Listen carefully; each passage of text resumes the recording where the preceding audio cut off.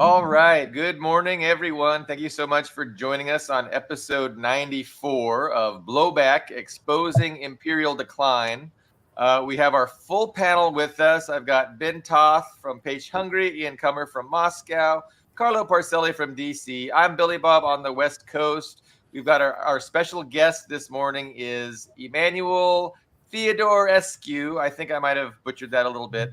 He is from Romania, but he is currently living in Toronto, Canada. He is a professor of mathematics, and we definitely want to get into this topic that I titled our program, "The Weaponization of Ignorance." And we want to talk about the abysmal state of education in the West, and also in Europe.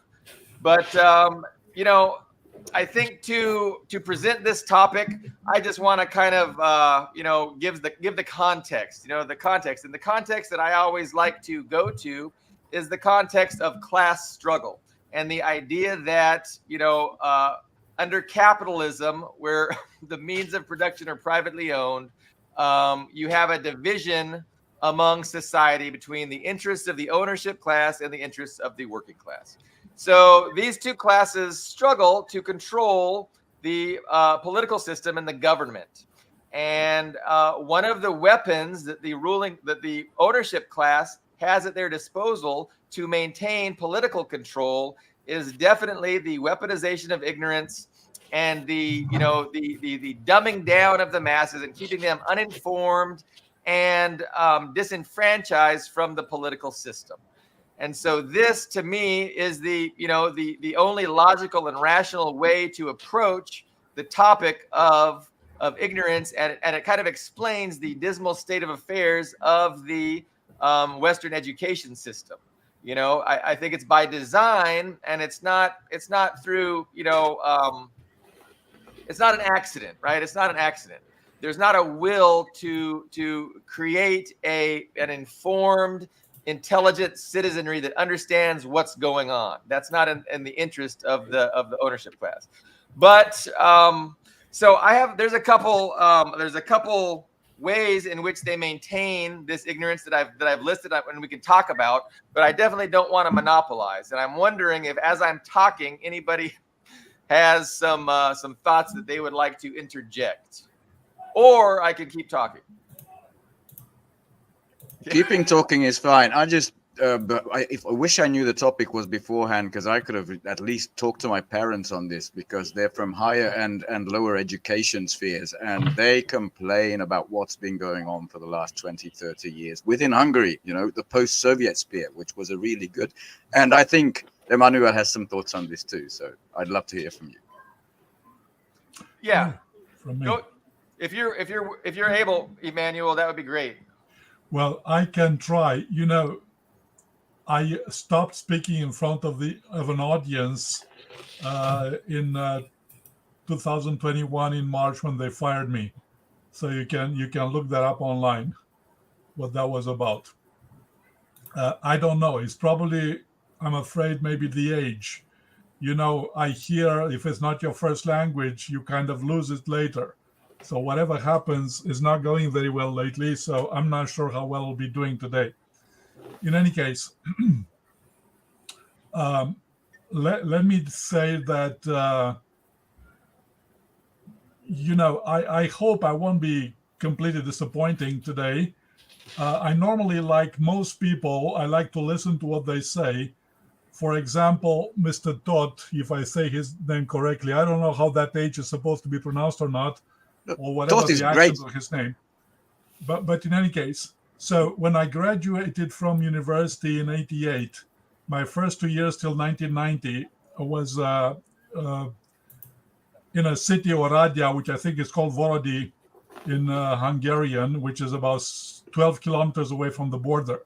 And I had Hungarian students in class together with Romanian students. One of them was really a very good student, was cheerfully trying to tell me that he would teach me Hungarian if I wanted to, and he really wanted me to. So actually, it's a big difference. I don't know if he realized it, but in the end, 1989, 1990 came, and then I went back to Bucharest.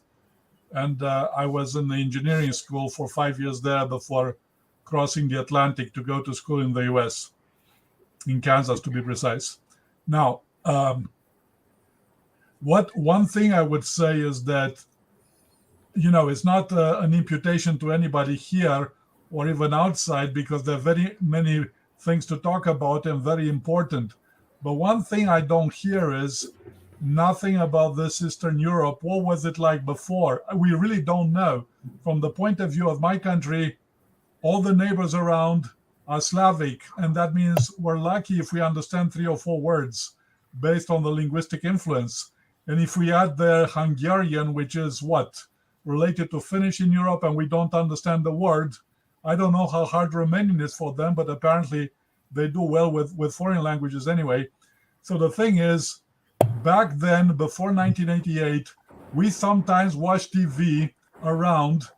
We watched the World Championships because they stopped broadcasting that, I think, in 82 or so. And, we did not really understand the thing. We just watched the images.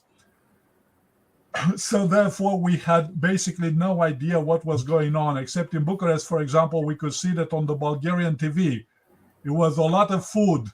And we were very short in food in those years, because starting in 78 or so, Ceausescu started paying an accelerated pace all these credits he had made with the World Bank or the IMF. I don't know exact details. It's already reported by the right-wingers after 1989.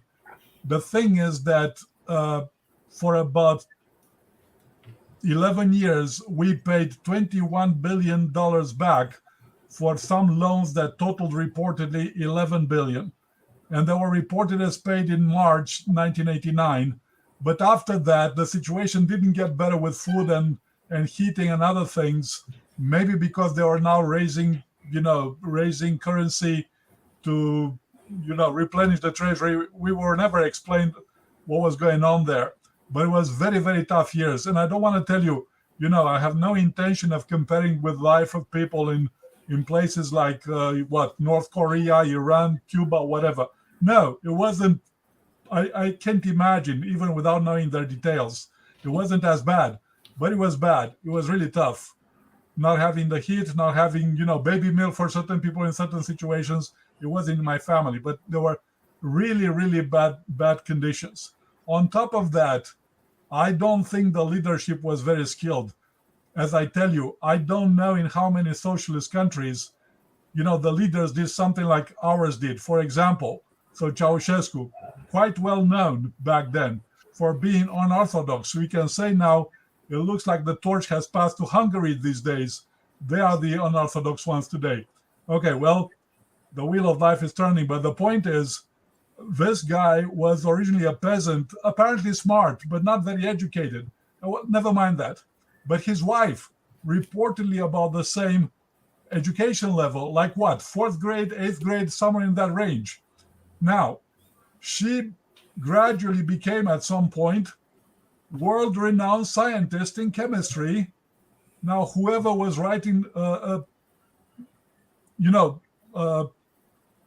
scientific works on her behalf, it's not really clear. We can only hear today about that from right-wingers. But the thing is, when she spoke occasionally, she didn't seem very educated. In particular, she did not pronounce very well pedagogy. I think she was pronouncing like in the, interbellic period with a German influence, where the D was pronounced a T in pedagogy. Anyway, the thing is, they did this horrendous thing, and they were the butt jokes of everybody. I mean, she is a scientist, and to this day, that's what hung to her name, the scientist. Reportedly, she was referring to carbon dioxide as kodoi, which is a bad name for tail in Romanian. Okay, like an exaggerated bad name for tail. Anyway, so we have no idea if in other socialist countries the level of derision was at the same, low levels as in Romania or not. My overall point is like this. Why do I insist on education? So I should actually stop with whatever you call this, anecdotic details, and go straight to the point to the best I can. Why am I making this point? Your host here called me passionate. Well, maybe I am, maybe I'm not. Oh, Mr. Parcelli, in a way you might be my favorite because you're Italian, I understand, at least by name or some recent ancestry or something like that. In my case, I'm half a quarter Italian because my grandmother's father was Italian, came to the Danube River city I was born in, the ninth in the country. It's called Brăila, by the way, but it's not well known outside the country. So the point is like this. It is personal injury. It is personal injury to struggle with students who basically know nothing. What happened to our profession? Absolutely destroyed. Absolutely destroyed. Now, what is the main point, though?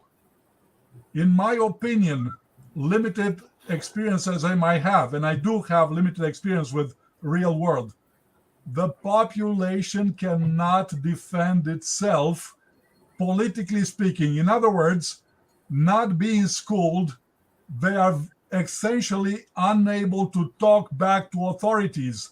When the authorities tell them this or that, however outrageous that might be in various ways, the population cannot laugh back at them and tell them back, you're crooks or you're lying. They can't. I personally regard as an exaggeration, a huge exaggeration. A lot of people on the left criticizing the situation, they refer to all this as manipulation, as propaganda, and I strongly disagree. I asked them directly, why are you not, fooled by propaganda? Well, because I think you're better educated or something. Because in my opinion, humble or not so humble, if somebody is educated, then you cannot really fool them with propaganda, or hardly at best can fool them. Sometimes, some of them with propaganda. So what happens really, propaganda, whatever it is that it is successful in the first place because people are very, very poorly educated. Okay? And then they cannot defend themselves. They cannot, argue about socialism. They have no idea about scientific, knowledge to argue. It's not just the theory of socialism. My point is, if school actually seriously prepared people in exact sciences, whatever they may be, math, physics, chemistry, biology, and many others are not really, well versed enough because I'm not really interested, they would be very hard to fool with simple, cheap arguments. In Romania, for example, if you're curious, do you know how they evoke, that socialist period? They evoke it by those last 10, 12 years, where it was huge scarcity of all sorts of resources because we were furiously paying back the loans because apparently the interest rates had been raised near the around the late 70s, beginning of the 80s. Well, what would the population today know about all that? Basically nothing. And when our school level went down at catastrophic levels, you can imagine how they can actually argue today. I don't know if you know, but in the old times, they were saying about us that the fierce Communist Party had 4.3 million members out of, 22 back at the time. Well, guess what? That Communist Party was banned right away in December 1989. Do you know for what? For all those 10 years of scarcity. They never said what they were trying to do there, trying to pay the loans at an accelerated pace, or why they were trying to do that. No mention of that. It was simply those were terrible years. That is socialism. That's it. Okay? I can tell you the following. In 1948, when the communists started reform of the education system, the population was largely illiterate. I only learned around a few months ago in a broadcast somebody was claiming, right-wingers, that the illiteracy level was at 78% in those times, in 48. My own grandmother, the half Italian, okay, who had gone to some Catholic school from around age 12 or whatever to age 17 when she was pulled out and married at age 18, she was asked by communist authorities, I mean, they came on the streets, and she was asked to teach some neighbors around, like, I don't know, 4 or 5 families, to teach them around, to teach them to read, write, and basic arithmetic, addition, subtraction, multiplication, stuff like that, division, You can imagine the disaster. My grandmother was completely apolitical, if you can believe, that kind of Catholic with a, pure heart. Okay, so she was not bothered that all those were the communists or whatever. She was just proud that she was trusted with that kind of thing to do with a few families. You need to understand, my home city was the 9th in the country, a little over 200,000 people, which is now small in Romania. The biggest Bucharest was over 1 million, yes, and later over 2 million, but all the other ones barely went to 300,000 to 500,000, and my city with a little over 200,000 was the 9th in the country by population, and we were living on a very poor street, like 10-15 minutes walk away from the city center, so not really far away on the outskirts, in some poor place in the outskirts. It was close to the city. It must have been a disaster. And I remember growing up in the 70s, and my city still looked poor to me, but I won't get into that. So my point is like this. And today the education system went back to horrendous level. The population will not be able to defend the idea of socialism, to ask for socialism. I was telling your host yesterday, because we had a meeting to decide, do you think I'm interesting enough for either your panel or your viewership for all I have to say? So let me say this. In 1959, Romania, who had a very good school system inspired from the French at the end of 19th century, beginning of 20th century, in 1959, they started the IMO. You can look that up. Who was doing the best in the IMO in those years? Not exactly us. It was our neighbors. Just ask Mr. Toth. They were doing fantastically well in those times, in the first few meetings. And then it expanded to what it is today. Virtually all the countries participate. I don't know if Romania asked for permission, consulted the Russians, the Soviet Union, whatever. I have no idea, but I know they did that. Maybe they were looking for a sport where they can beat the West. I have no idea. But in Romania, it was national sport. The things have degenerated to a bad level today. I hear some rumors from some people in the system that there is a quiet resistance, in the sense that some teachers, we call them professors, it's the French language. You can see it used here in Quebec. They actually do more than was required by whatever means, but that is quietly. I don't know if that really has much efficiency. We still certain, thin segments of the population interested in competitions and so on, and is heavily derided and fought against by the right. This is the situation now. So where am I going with this? I think I already made the main point.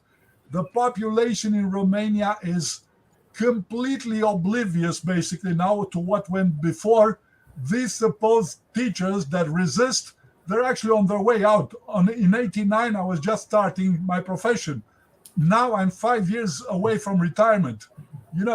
Pretty soon, even grandparents, the grandparent generation now, pretty soon grandparents themselves will not remember what serious school looks like.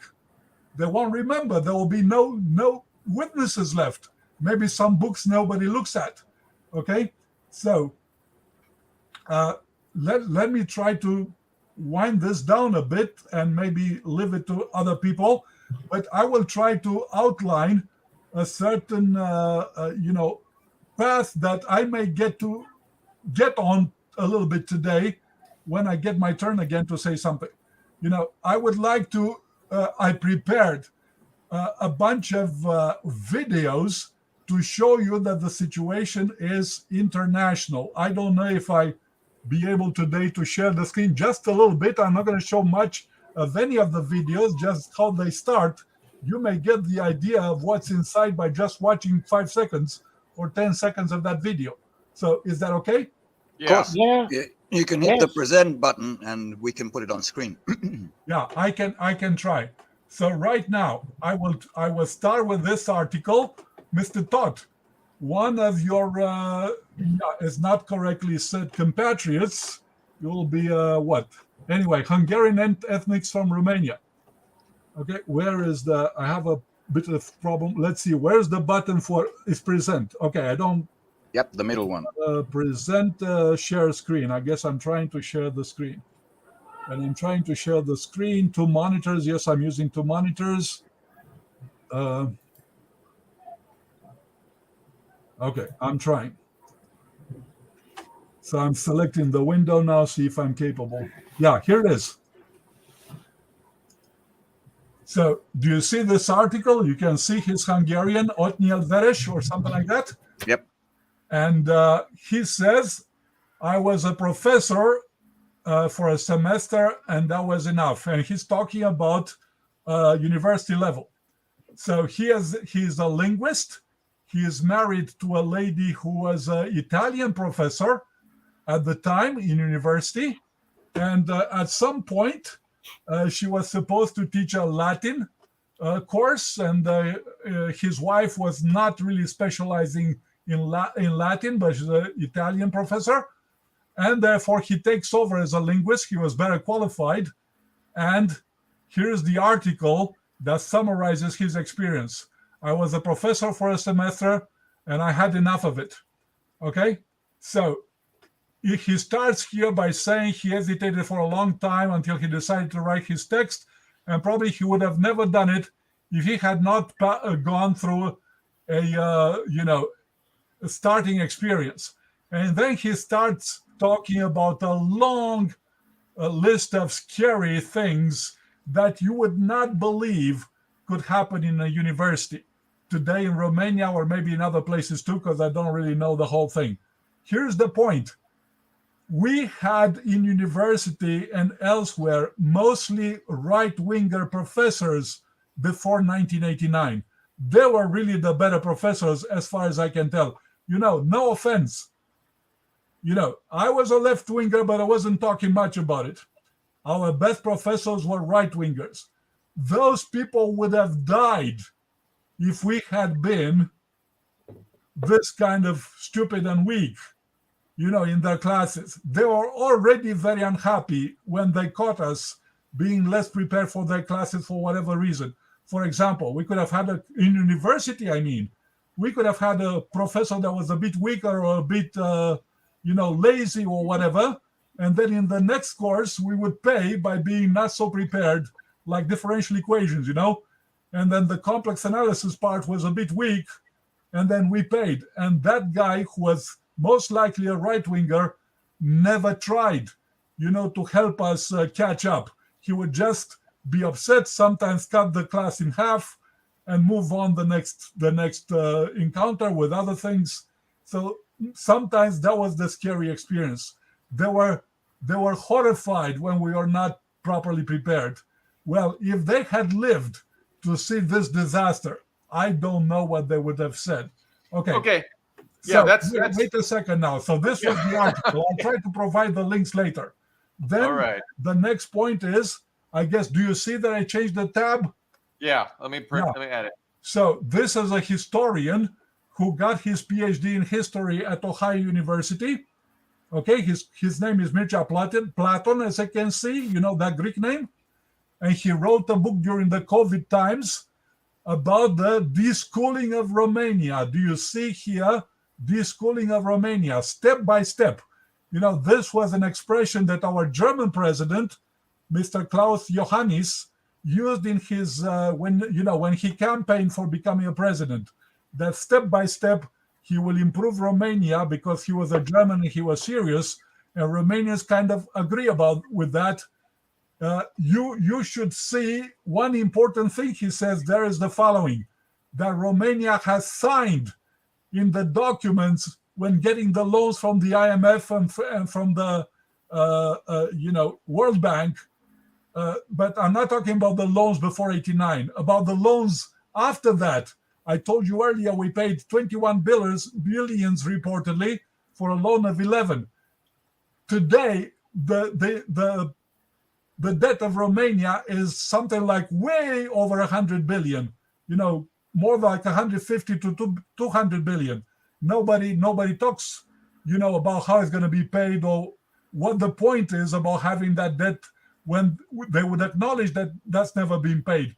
But to tell you the exact most important thing in all this 52-minute interview or 53 is that he says that Romania in the agreements for getting these loans looks like they signed that they will restructure, including their education, which means there's no hope for them to reverse that because they actually signed papers that they would do that. Okay, so that was the one thing. Here, if I show you this guy who is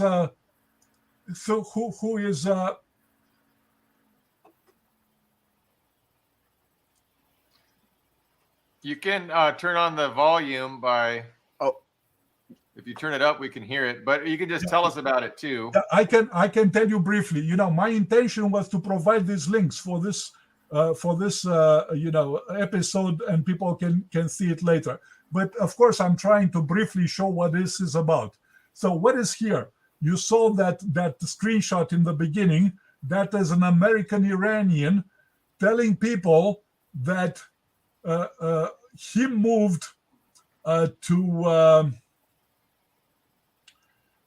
to the US when he was, I think, 8th grade or 7th grade or something like that.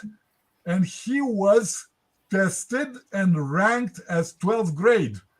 But he doesn't say it the proper way. He does not say that, that 12th grade students in the US were equivalent to 7th or 8th graders in Iran. He says it the other way. That he, as a 7th or 8th grader, he was ranked as 12th grader in the US. And of course, in my opinion, that's saying it backwards. Okay? The correct way to say is that the 12th grader in the US is a 7th or 8th grader in Iran, which is probably the right thing. Okay, the next one. The next one here, is one of the many French who are absolutely, terrified with the state of their education. This is just one of them, and they seem to be very competent high school professors, typically in literature. And they talk about students not being able to even speak properly, never mind knowing much about literature at all. Now, here is another guy with an Italian last name, Jean-Paul Brighelli, who talks. He has many videos on YouTube. Here's the one called, Black Blackboard, Black Picture, on the sinking of school, sur l'effondrement de l'école. But he has many. He has one called The Factory of Imbeciles. He has very many videos. Now, here is one that, okay.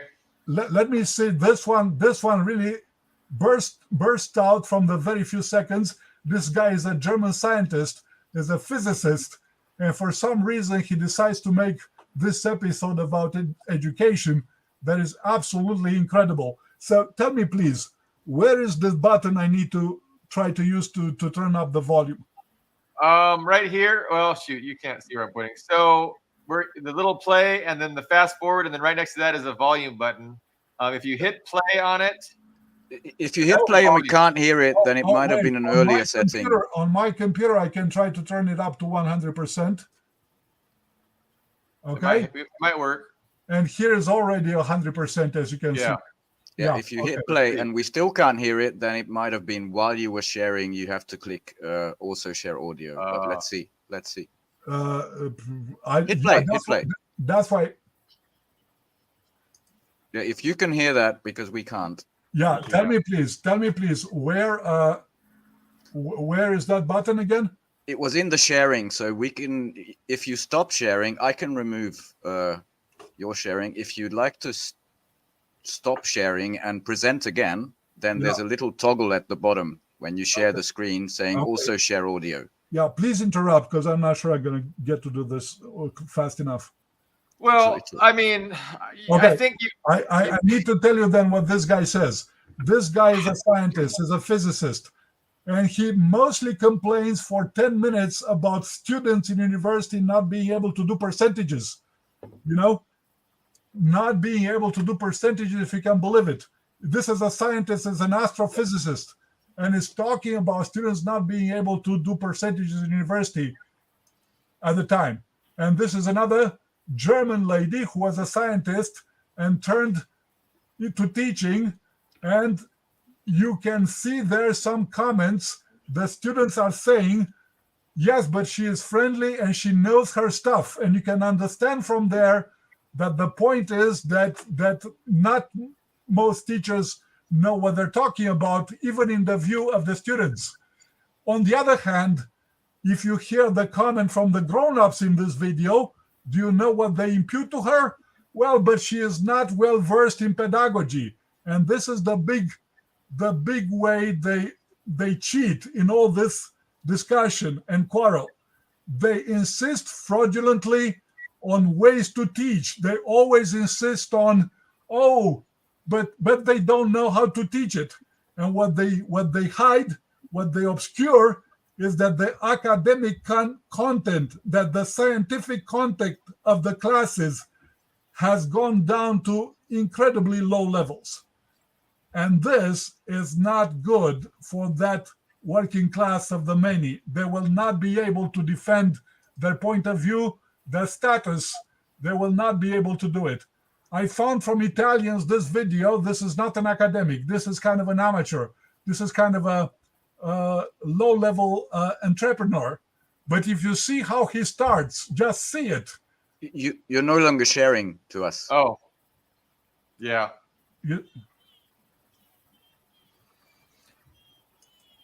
So that's the Italian. He's saying falliti.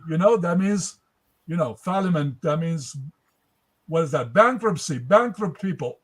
Okay, that's what he's talking about. What is he talking after that? That people come out of school with all sorts of degrees in all sorts of, social sciences, and they don't produce a thing. All they do is, cheap social talk. Not just social talk, cheap social talk. They produce nothing. They learn nothing. So I am sure that if I were better versed in foreign languages, I would be able to find many, many more examples. I am convinced that this is throughout democracy. The last example I show you here, I'll show you just the screenshot. It's a whole hour. Do you know who this lady is? This lady is an expert in education. It's one of these people who defend the current system in education. She keeps bragging for an hour that students deserve a better schooling, but she's not talking about the academic content. It's all talking about ways to teach properly. Ways to teach properly. What to teach properly? Nothing. Okay. So I mean, sure they're very find a lot more. legitimate, point of view. And when I initially contextualized, this discussion within class struggle, I think this is a very legitimate and important and necessary aspect of the class struggle that needs to be addressed. And it's tough because, like you're saying, even when, the communists were in power, they weren't able to do enough on the education front to allow, the people to not be, many of them overcome by, Western culture. So they weren't educated. Please let me say this. I am okay, you've said a lot, Imanoil. You've said quite a bit, and I know there's other people that want to talk. I am aware of this weakness. I'm not trying to hide it. We had 45 years of building that society and having good school for the most part. And it kind of went away in smoke. And I have no good explanation how that happened, except the better educated people have left the country.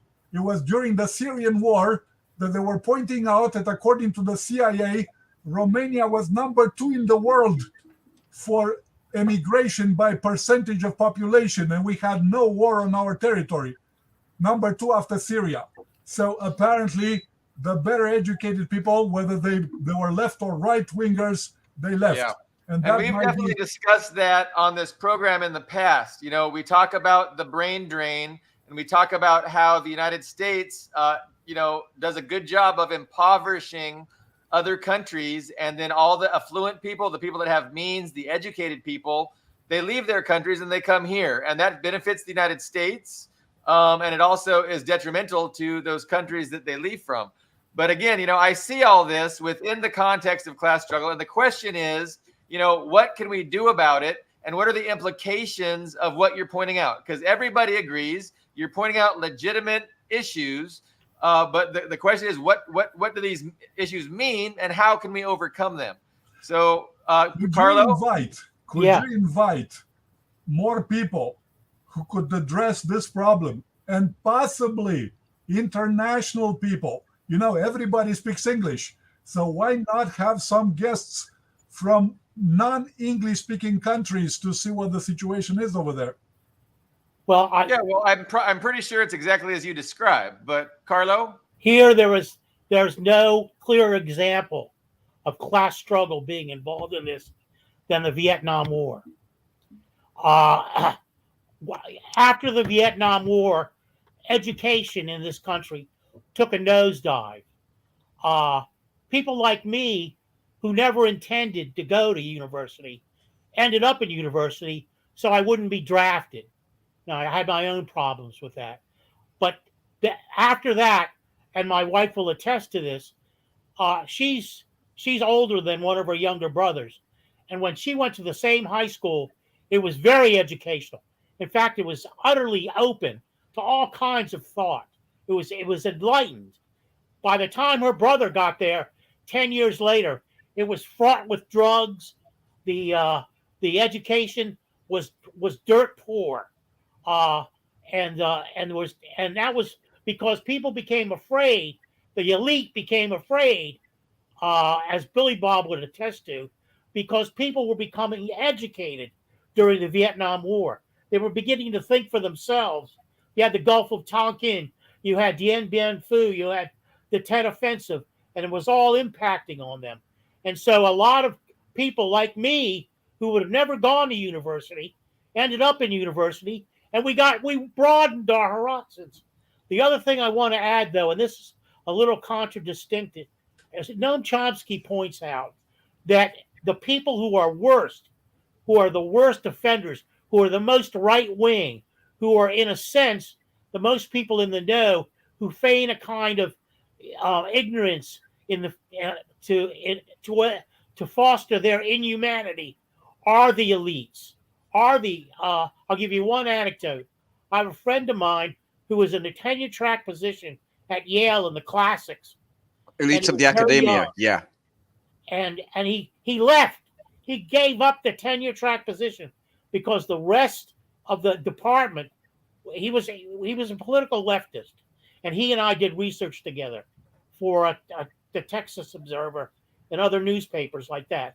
And he left because they were so far right and out of touch with what was really taking place in American political life and its foreign policy, that he couldn't stand being there. And Chomsky makes that point, that class is also that it's purposely subversive and oppressive, and and they're very educated at the same time. I'm in Washington D.C., and there are hundreds of people, thousands of people like that, functionaries. One of the cliches is, if you're going to go to use the rare bookseller. If you want to go to a good book sale, with a lot of history, a lot of intellectual material. You don't go to Maryland, where I live. You don't even go to D.C. You go to Northern Virginia, where all the fascists live, because they read those books and they educate themselves to be able to keep people down, and they dominate the ideological atmosphere of that material. And so those are a couple of points I wanted to throw in. Thank Also, you, Carlo. my Go ahead. family is from Body, so we're on the Adriatic. Good to know you. My grandmother's family was for Udine, the other end. Ah, yeah. Okay. So I wanted to. Oh, go ahead, Ian. Sorry. I was going to say, I mean, every industrialized country to some extent still follows the Prussian model of education system. That was the first time in world history when, mass education was available and was considered important. Because, before that, it was just like 5%, 10% of the population was literate. But the problem is for a lot of these countries, except certain communist countries, the model is never updated. It was, give people the education they need to be useful in the workplace. They know how to string a sentence together. They know the ABC. They know the alphabet. What people unfortunately don't need to learn is critical thinking. And actually, there was a comment here earlier. And we've mentioned that on this show before, that even our elites, even these guys, these Elon Musks in Silicon Valley, don't know critical thinking. They got some STEM degree. They're very good at math or computer science or whatever they went to college for. But they don't know, they're not any better at critical thinking than the rest of us. So it's not a class. So, we adopted the Prussian education system. But what we didn't adopt for mass education was a classical education where because people, those elites in, past centuries who got a classical education is a very small percentage of the population. But the people who did get an education got a classical one. They knew they had at least surface level knowledge of the arts, of literature, of everything you need to be a well-rounded, educated person. And now we don't. Most people don't. Even in the upper income brackets, they still don't. At the beginning of the episode, I was talking about how the ruling class of the ownership class that's in it's also the ruling class is interested in perpetuating ignorance, and they're not interested in a solid education system that allows people to develop these critical thinking skills. But there's one other aspect to the education system under capitalism, right? And it's the commodification of everything. And what we see in capitalism is how things become commodified and then they start to deteriorate in worth. So that's no different in education. So they maximize the extraction of people's, of money from the bottom, from the masses that have to get an education, and all that money goes up to the bank. So we're talking about student loans and the exorbitant increase in education fees at the university level, and of course private schooling. And then there's the charter school system, and that's just a way to get money into the hands of private owners. This necessity of education is being exploited by the capitalists to enrich themselves at the expense of the masses. And this is just how capitalism works. So not only are they ideologically interested in keeping us stupid and uninformed, but they're also interested in exploiting us and extracting, money from us and to put into their private hands. So these are the two things that have resulted in the status quo of education as it is.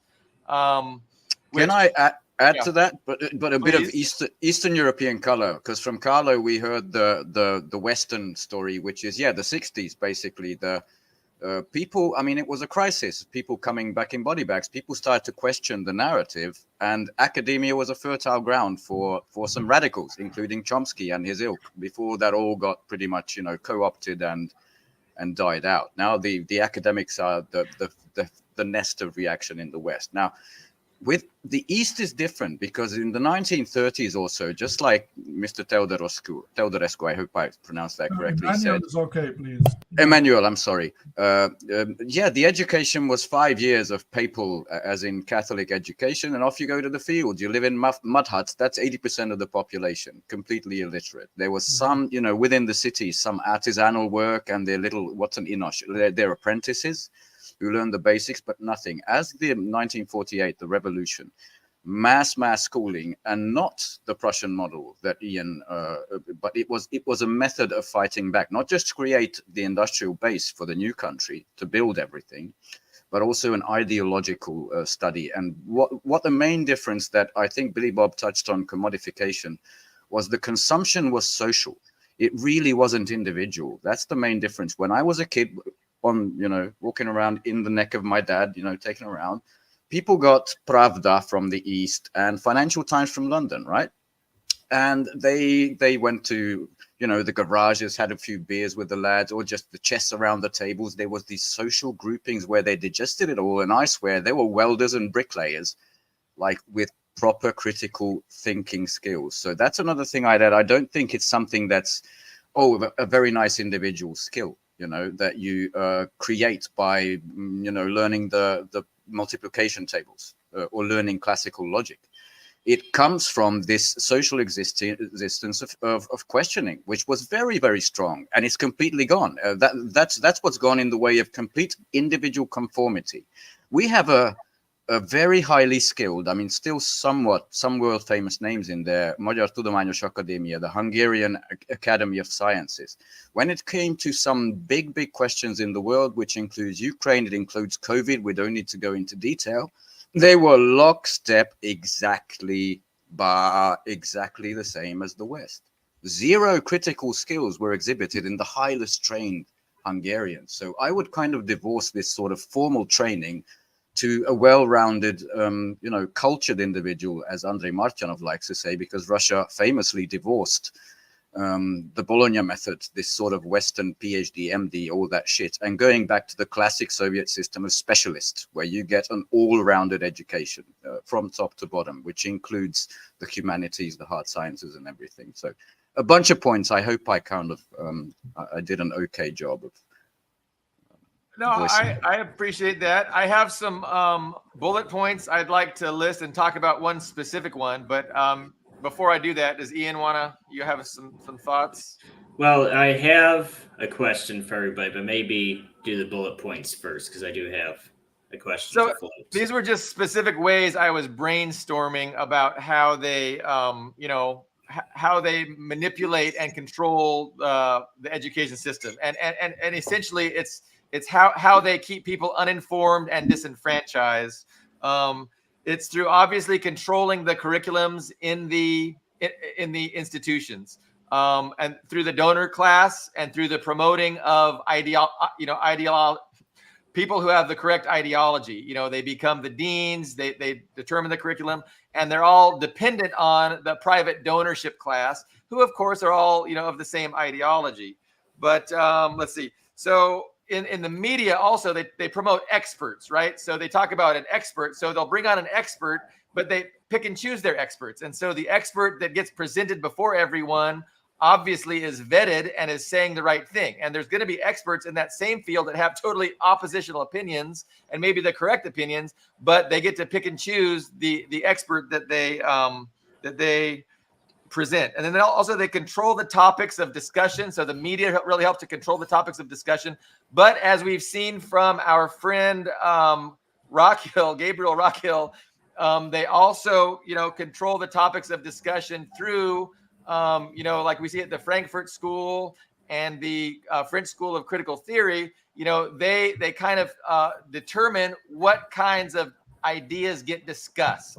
And so if you want to advance in university, in the most prestigious places, you have to study and immerse yourselves in the thought of certain people who, again, might not have a lot of relevance to actually informing yourself in a real geopolitical way. And the last thing is the siloing of individual disciplines. So, everyone that has a brain understands that you can't make politics distinct from economics. But that's exactly what liberalism does. You get, political, political science, and then you have economics, and they're siloed. They're completely distinct from it. It's ridiculous. There's political economy, and unless you understand that the two things are, integrally linked, you're not ever going to be able to deal with reality in an appropriate way. So the siloing of distinct fields and pretending that this is unrelated to this, because we know as Marxists that there is an interrelatedness of everything. You can't understand anything unless you understand how it relates to everything else. So that's just basic. Anyway, so I don't know if you guys want to talk about any of those things or if we want to move to something else.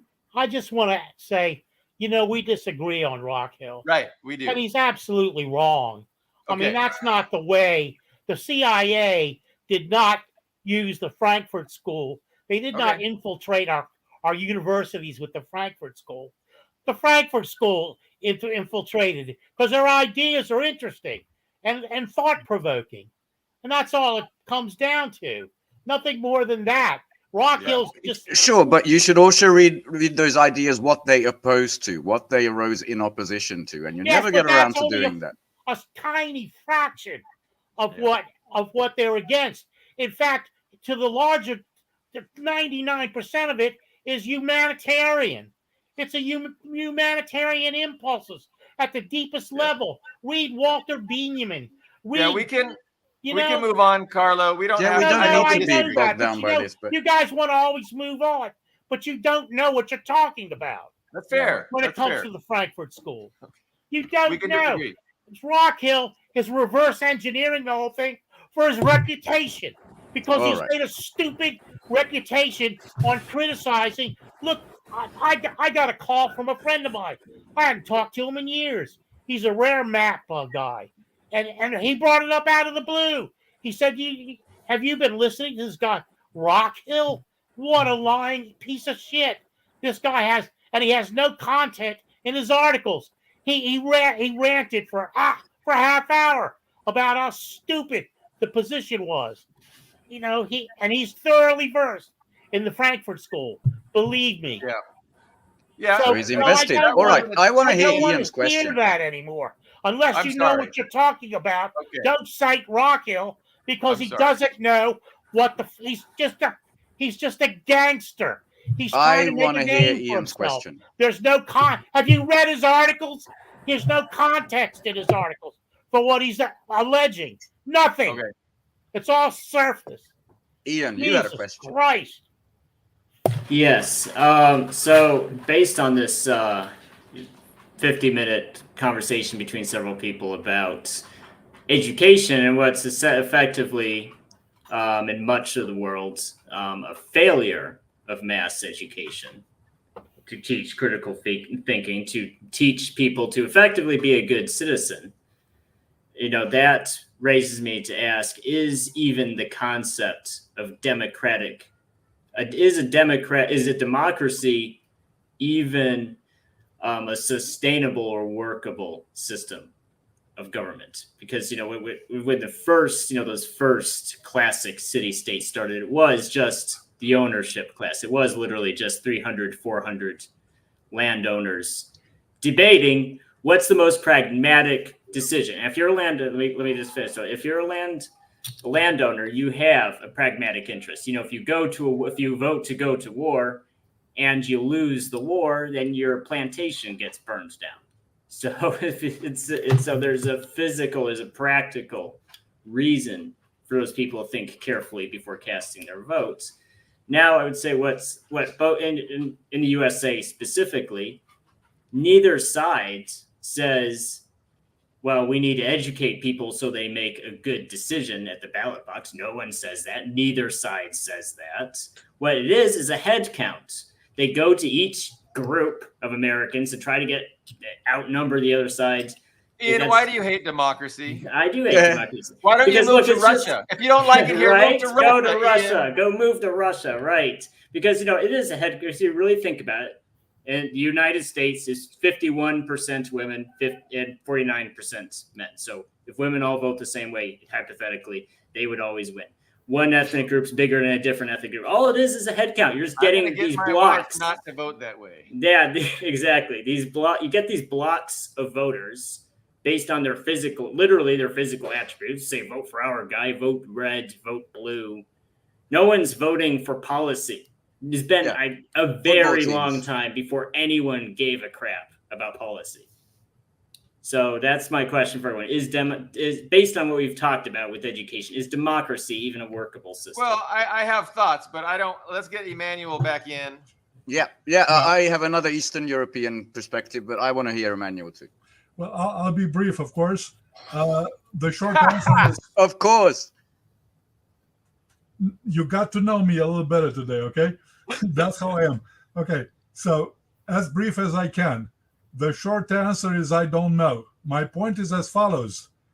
If people want to be serious about democracy, I should hear them talk about schooling the population. You know, I do not imagine any democracy, any power of the people, in other words, without knowing what they're doing, and that requires schooling in all sorts of ways. I don't mean just, political, ideological. I mean in many ways schooling. That's the training of the thought. And if they don't give that, if they don't talk about giving that, I don't think they can be serious about any democracy. So that's all I need to say. That was very short and pithy, Imanoil. Okay. Well, go ahead, Ben. You want to go? Yeah, a second Eastern European perspective. I think, in America, I would be as bitter as you, saying it's utopian and maybe it never existed, maybe it never will. So to be completely correct with you on this, there is no society where everybody votes, shall we go to war?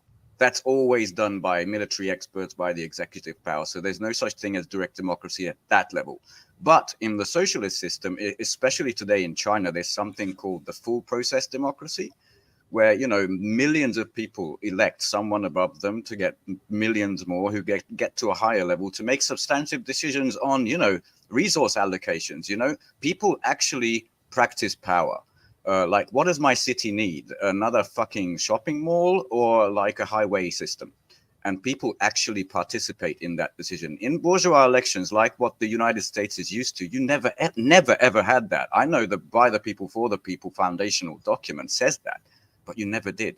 All you got is the two crews led by originally big landlords, big capitalists, and they're the red team, the blue team, vote for me, I'm going to promise all this, and then you can keep shutting up for 4 years, 5 years, whatever the thing is. But here also, there isn't such a thing as the stupid utopian, Chomskyite anarcho-syndicalism, where everybody gets to vote on when the lights come on in the evening, and how many calories will everybody? No. There are experts in the field of, engineering. There are experts in the field of mechanics and military and education. And there have always been these absolutely natural hierarchies within socialism. I'm not saying this is like, that sort of the philosopher's kingdom that Plato talked about, that ideal society that never happened, where people, the most experts led the country, which would be a catastrophe. But there's multiple levels to it. It's never a complete direct democracy. Yeah. But what you have isn't that. What you have is a PR democracy, and it's pretty much falling apart in front of everybody's eyes right now. I think, especially in America. Yeah. But there is full process democracy where you actually do have a say, whether you're a janitor or a professor of Latin. So let's not pretend that doesn't exist. Okay. So yes. I mean, that's an interesting point. I want to say that this idea that the West has and that the West inculcates and propagates and propagandizes into everybody's minds about we're a democracy and we're free and they're authoritarian and they're a dictatorship. That's just total nonsense, right? So it's nonsense from start to finish. But the idea of pure democracy is a bourgeois idealism. It has never existed. It can't exist, especially under capitalism, where society is divided on interests between the owners of industries and the workers. So there's going to be a class struggle, and then one of the two classes is going to control the government.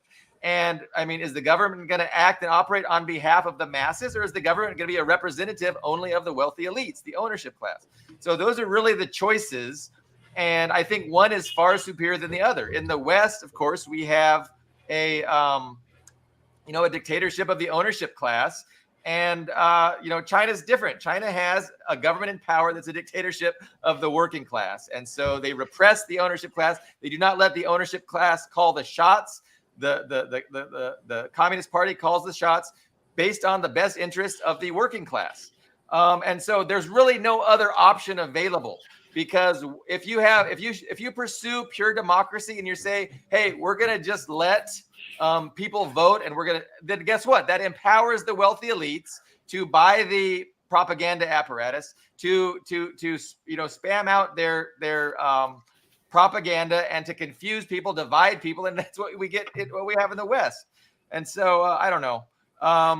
Well, just to clarify, when I mentioned voting on policy, I didn't mean, in case there was any confusion about what I meant, I didn't mean direct democracy. I meant it's been a very long time since anyone considered policy important when voting for a candidate or a party.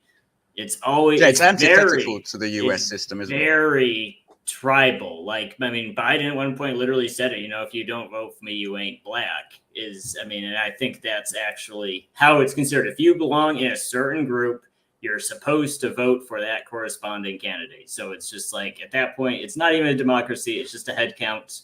Whichever group has a higher head count. No, that's an accurate and great criticism of this so-called democracy. And I don't even call it democracy. I refer to that as a dictatorship of an oligarchy, a dictatorship of the wealthy elites. Carlo? And, again, on an American-centric perspective on that, so the USA is a system of, that was the sales pitch for the USA. It's a system of checks and balances between sovereign states and an overarching federal government.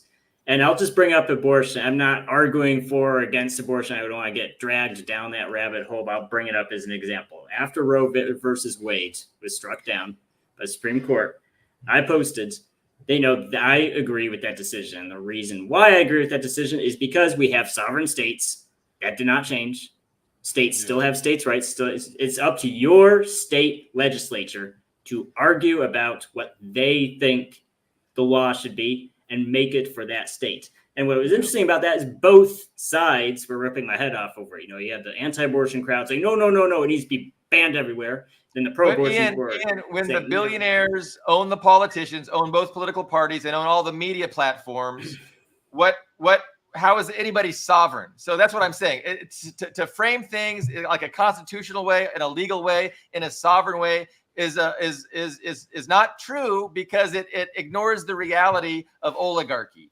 And so I think I reject that framing, and I will always go back to the framing of we're in an oligarchy, we're in a dictatorship of the wealthy elites, because the Constitution is not anything but a piece of paper that nobody gives a fuck about. That's just the reality, Ian. So, I mean, you might care about it. Nobody cares what you care about. Scott Ritter might care about the Constitution. Nobody gives a fuck. The wealthy elites do what the fuck they want, and that's just it. But there are. The point is good. You're supposed to kill each other over abortion, right? Yes. That's yes. And so it is a polarizing issue that is never solved, because and it's very funny to see Biden or whoever is handling his Twitter tweeting, if you don't reelect me, Republicans will ban. Well, you're already breaking president. That's a very important point too. It's not supposed to be solved. That's a very important point. Carlo's been trying to get in. Either way, go Carlo. With abortion, Ian touches on an interesting point. I mean, there is the imperialist dimension. The U.S. is so obvious that people think it's the best because of the imperial largesse it gets from stealing from the rest of the world. But there's one thing that the elite knows that really speaks to the trope of freedom: sex. You have that's a whole other can you of have worms. Free sex in this country, though in a certain sense, the sex in this country is among the most oppressive in the world by its context, its nature, its pornography, the notion of pornography, and that sort of thing. But it does play to sexuality in all of its forms, from pornographic films to it abortion, pushes us down the road of degeneracy a little to bit. feminism, to whatever. And the elite, I mean, most of the entertainment industry is highly pornographied by now, really. Yeah. it's pretty much. yeah, it's I mean, advertising, sexuality. just basic advertising. Yeah. If you if you give people the impression that there's a freedom of sexuality in the U.S. Or a democracy, that goes, you're already 90% there, because sexuality is a lot more important than the notions of economics or politics. It's just at the root of everything. Just ask Lenny Bruce. Also found in the hippie movement. That's where that comes from, the whole sexual liberation aspect of things. Emanoil, I do want to hear your opinions. Me too. You were way too brief the last time, and I feel guilty about reminding me. No. I really intended to be brief at last intervention. Yes, okay. Any thoughts on this? So, I mean, I we're getting loud and spirited, and having a good discussion. Do you have any thoughts while you're listening to us? I wish I could listen to you more. As I said earlier, maybe it's not bad if I repeat. I wish you could have some foreign guests.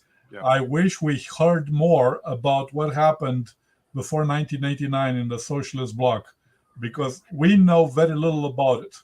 So let me repeat that. Normally, I'm not really connected to the world of politics. Normally, I just follow certain things, but not be able to comment more about it. The part I can really say something about it, you already heard it, and maybe you heard plenty of it for just 1 hour. No, you're right about that, basically. If the grandfather generation in Hungary dies, it will be the same. Do you remember the painful stagnation of the 80s? That is all.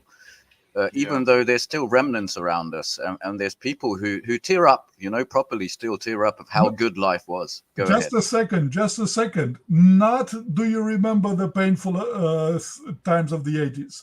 No, they will refer to the 80s and saying, do you remember the poverty in socialism? No, they will not make it specific. There was the 80s. We had Gulyás communism in the 80s, so we were stagnating, but it wasn't nearly as bad as you guys. So, shortages and the IMF paying off. Obviously, privatization is the same thing that happened to you as happened to us in 1989. Huge swaths of industry just gone, sold off. I imagine, but we don't know. You don't know. The first prime minister we got in 1989 came out quickly and said that our whole industry was a scrap of metal. And it might have been in some ways true, because maybe they were neglecting about upgrading and stuff for 10 years of, forceful repayment of debts. But in any case, it was also an invite about, selling everything, destroying everything. They also kept telling us, that we missed the train of reforms, that Poland was way ahead, and we got a communist. Oh, we got told that too. Yeah, we got a communist, and therefore the communists remained in power. The second echelon theory, and they stayed in power, and they missed the train of reform, and they fell behind, and that was it. And just a second, I was trying to say one more thing about it. Take your time. Well, unfortunately, missed the train of reform. Yeah. Unfortunately, they kept blaming communism for this day, that we missed the train of reform, that Poland got ahead. And as I keep telling you, you just told us here about Hungary, that of course, but guess what? We don't know that, of course, the same happened with you, whatever, privatization and so on. Nobody told us anything. The languages around are not easy to understand for us. So please say more exactly what happened. Because for us, in the 1990s, they pounded us about, look at Poland, look at Hungary, look at the Czech Republic, look how well they're doing. And here they're communists. They took over and they slowed us down, and we lost the train of reform, and bye-bye, we'll be forever behind and so on. It's not that we believed it, but that's all we were told. So that's all we know. And, I may be exaggerating. People who actually got out of the country and traveled a bit around, maybe they understood a little bit better. But in my case, with a family being poor for a whole generation, all the Europe I saw was Vienna 3 days in 1992. The next time I went out, it was straight to the US going to school. I saw nothing in Europe, basically. We know nothing. I'm pretty sure that we were not being told much. And most people, whatever they know is personal experience, and I think is limited. So it'd be very important if you could say more. Jeffrey Sachs always claims that he was pushing the U.S. government to provide to Russia what they provided to Poland. And he was shocked and disgusted when the decision was not to provide Russia with the same kind of economic support that they gave to Poland. But definitely Poland was a beneficiary of Western largesse. And obviously that largesse was used, politically and propagandistically to convince, the rest of the Eastern Europe to, hey, see, it's oligarchy is better. You want oligarchy. So all the oligarchs and their apologists and their media outlets, definitely went to work on the minds of Eastern Europeans, convincing them that socialism is equal to poverty and misery and destitution, and capitalism equals, happiness, freedom, and prosperity. So, that's the lie, and that's the liberal apologia that they give, against socialism and against communism, but it's not real and it's not grounded in reality. And so we understand the context of the Soviet Union, right? So all of that country was destroyed.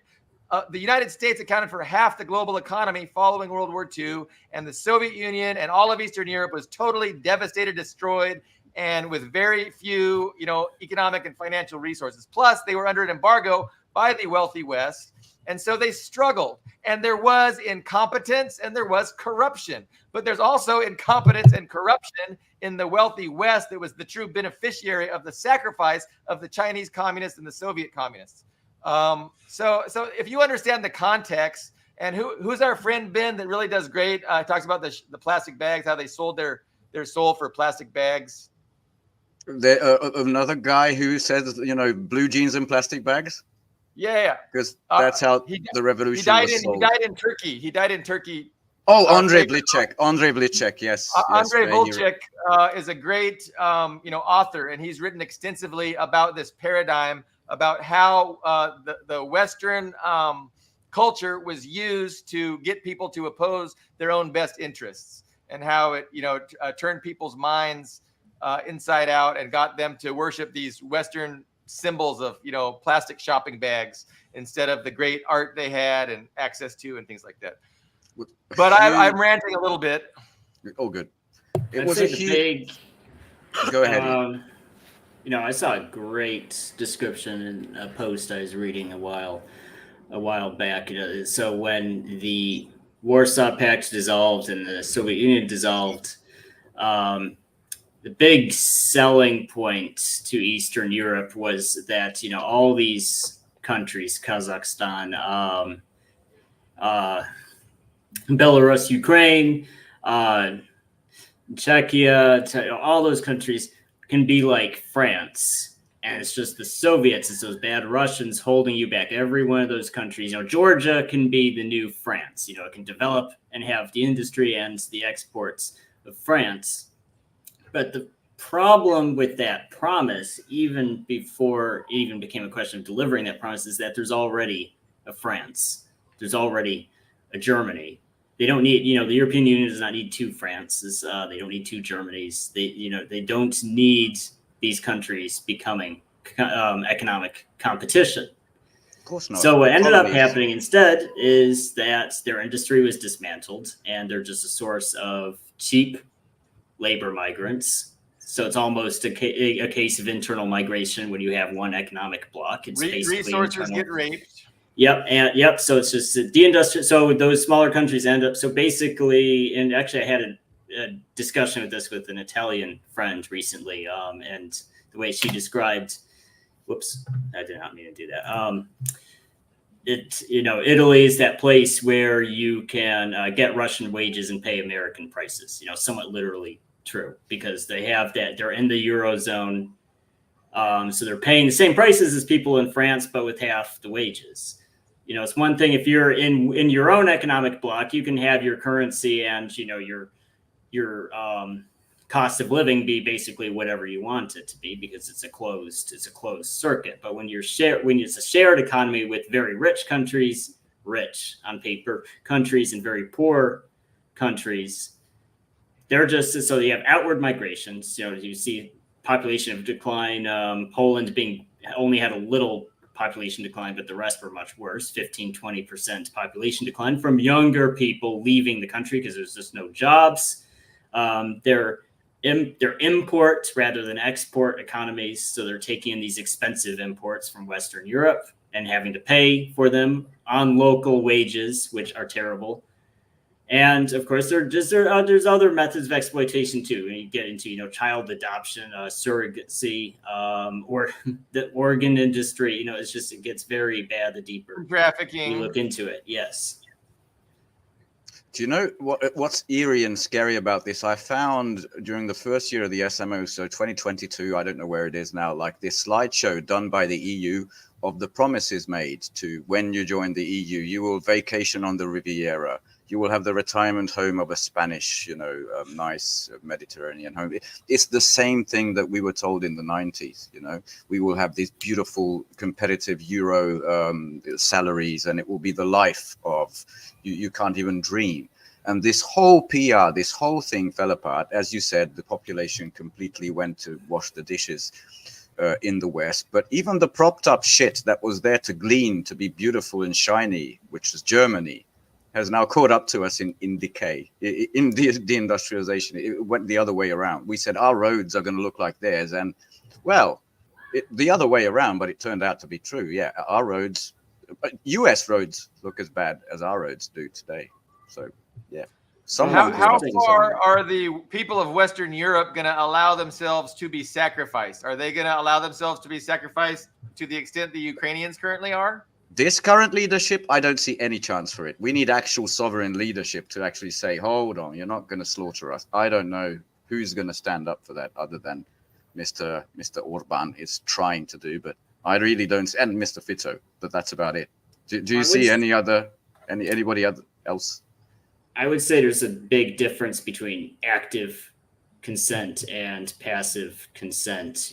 Being passive and allowing your country to be deindustrialized is one thing, is fairly easy to do. And there's also that promise, at least for the middle class and upper middle class, that you can go to greener pastures, that you can get a green card and go to greener pastures when your economy is cannibalized. Of course, that doesn't really apply to Western countries who are supposedly already the greener pastures, But that said, if you're passive, I think is that, like that saying of boiling a frog. I think it's easy to get people to sit there and accept energy getting more expensive, food getting more expensive, and just collapsing the economy slowly. Yeah. But when you're talking about something active, active participation is, hey, do you want to be drafted to go fight Russians in Eastern Europe?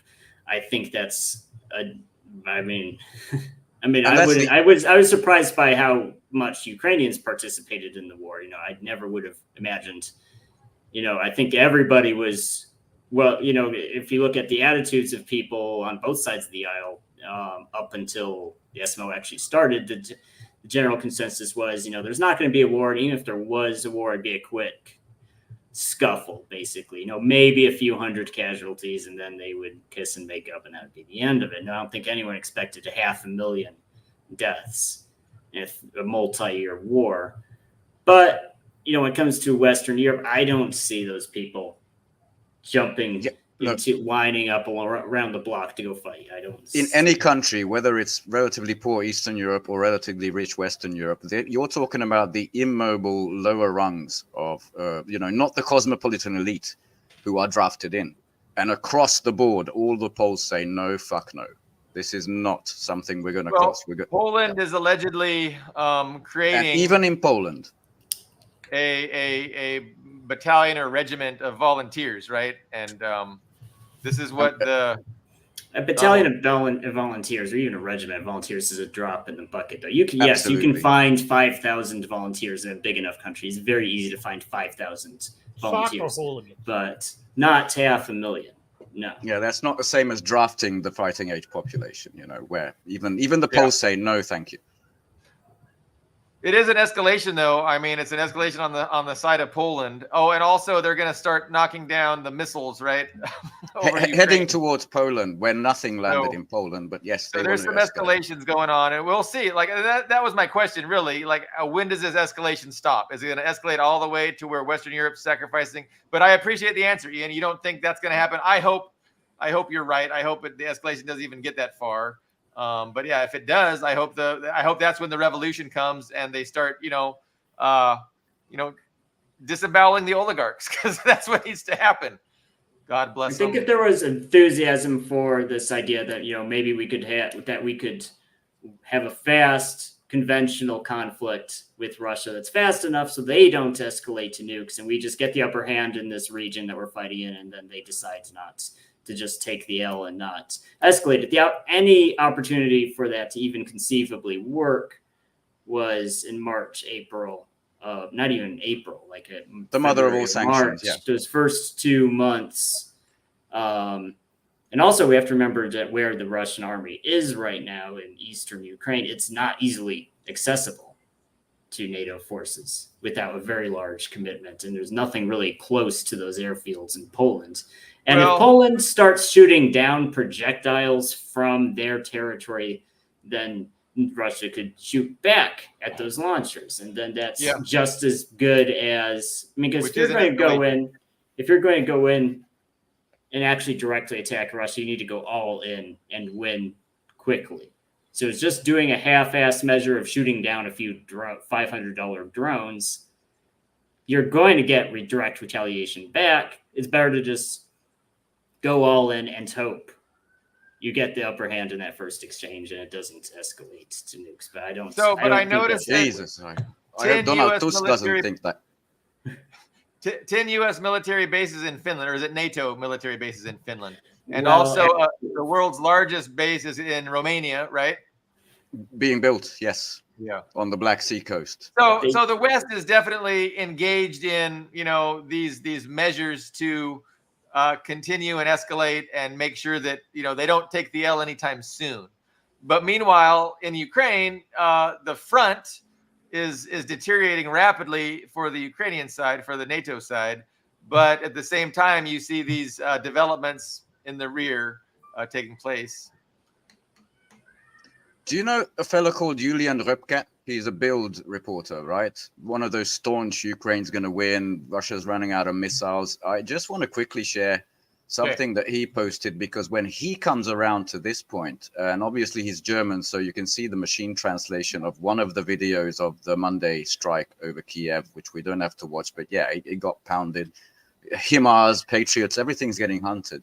But he said the capital's air defense is at an end. Ukraine will have neither electricity nor heat next winter. I think those things matter a little bit more than a horrific terrorist attack on, beachgoers at Odessa. And this I like is that where our government leaders have failed miserably. No, that's an important point. Yeah, he means the German government, but obviously, Mr. Whoever's behind Biden is at the head of the whole project. Yeah, I just thought this was significant from a guy who was complete Ukraine champion.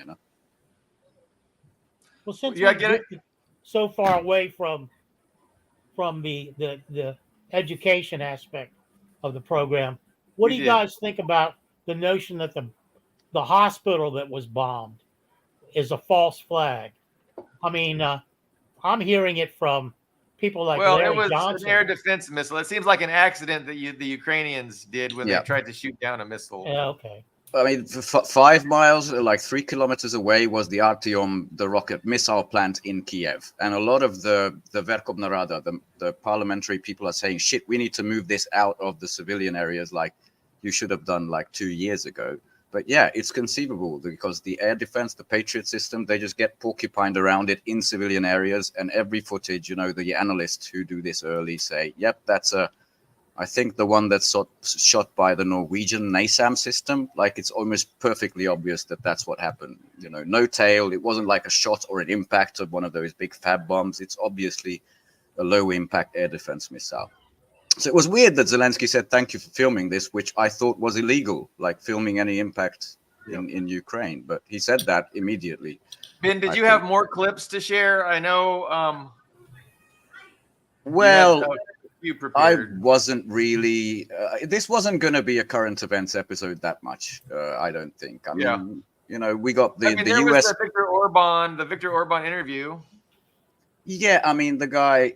Give him some credit. I don't know actually if I shared audio. You know, the same thing that happened to Imanoil. So I'm going to do it again, and I'm going to make sure I tick it. So we can just do a quick. This was when he was going, I think, from Moscow to China, and Bild, the German outlet, bastard interviewed him, and this is what a short little thing about Russia. May I say, it cannot be lost. It's in his English. You mean soldiers? Yes, soldiers, equipment, technology which used in a war. So to defeat Russia is an idea which in Russia is, you know, it's even difficult to imagine. You know?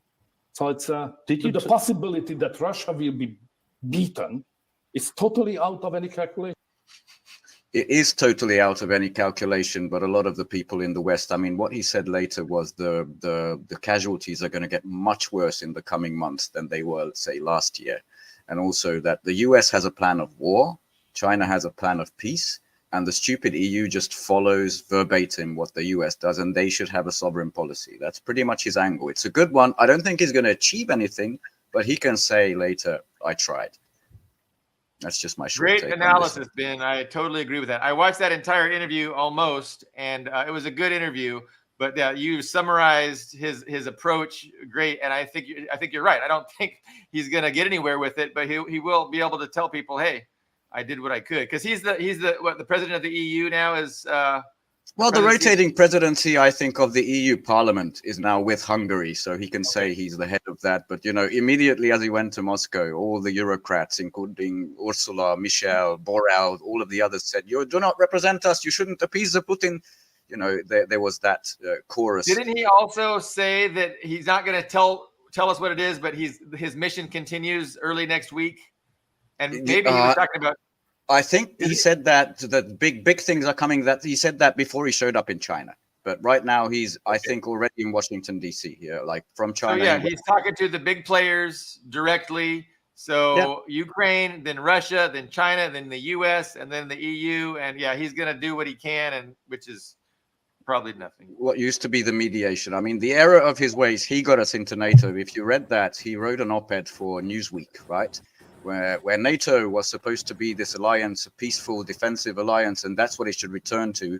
I think he knows it was never that. I think he should be fully aware of that, or is it in delusion land? But I think that article is meant to present this, you know, as a weapon, as in, hey, this is what you said it was.